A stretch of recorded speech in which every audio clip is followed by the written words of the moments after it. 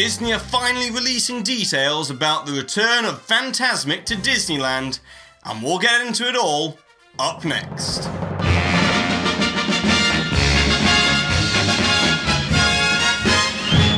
Hi there guys, this is DSNY Newscast, I'm Jack. Go ahead and subscribe down below so you never miss one of these updates. And now let's get to today's headlines. And that is that Disney have finally announced on Disney Parks blog some new details about the Fantasmic return to Disneyland Park this summer, as the show has been sorely missed since it went away on January 10th of 2016 last year, as the lack of a signature nighttime show over at Disneyland Park has left a real void for all Disneyland fans at the end of the night. Anyways, we've got some of the first concept art of what the new nighttime show will entail, and that is that the characters of Jasmine and Aladdin will be flying on a magic carpet on top of a bed of fog.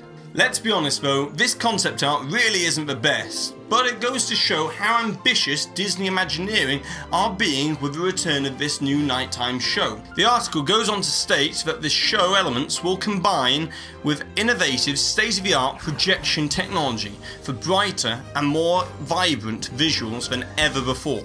Now, how Disney plan on achieving this effect of a magic carpet floating on top of a bed of fog in all practicality is still unknown, and no, they won't be doing it with drones. But if I was to hazard a guess, I reckon it will be with some sort of crane arm that will come out of the actual Fantasmic stage area and will then float around in one tiny little area to achieve the effect of a floating magical carpet.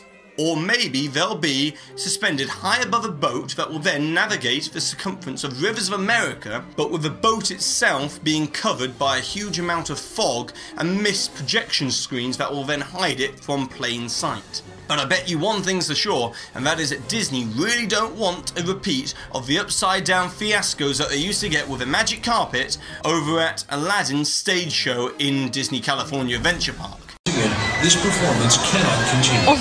Thank you. How is this for a case of stage fright? The flying carpet malfunctioned during a Sunday performance of Aladdin's musical spectacular at Disney's California Adventure. So, additional details. Well, it was leaked on D23.com back in April of this year that the new show will also feature scenes from Pirates of the Caribbean, which only makes sense since it's right outside the Pirates of the Caribbean attraction itself, The Lion King, and Tangled, with the rumoured date for the debut of the new Fantasmic show to be July 4th weekend, but this could be delayed depending on how far along the construction process is over for Rivers of America.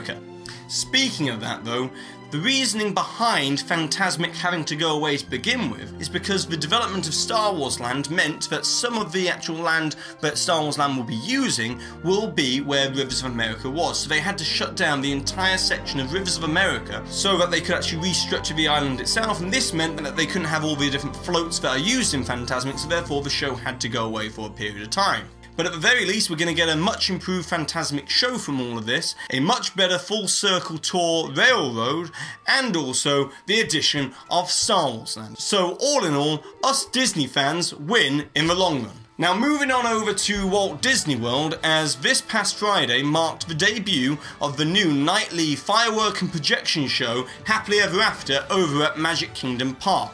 And to begin with, the reviews are amazing, as it really does encompass that signature Disney magic.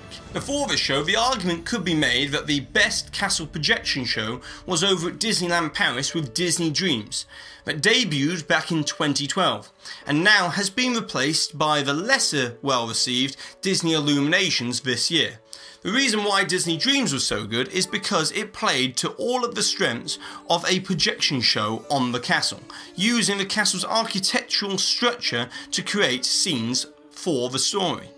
And this sentiment is completely true with Happily Ever After, as Imagineering have really thrown every idea that they had at this show to make it the best possible.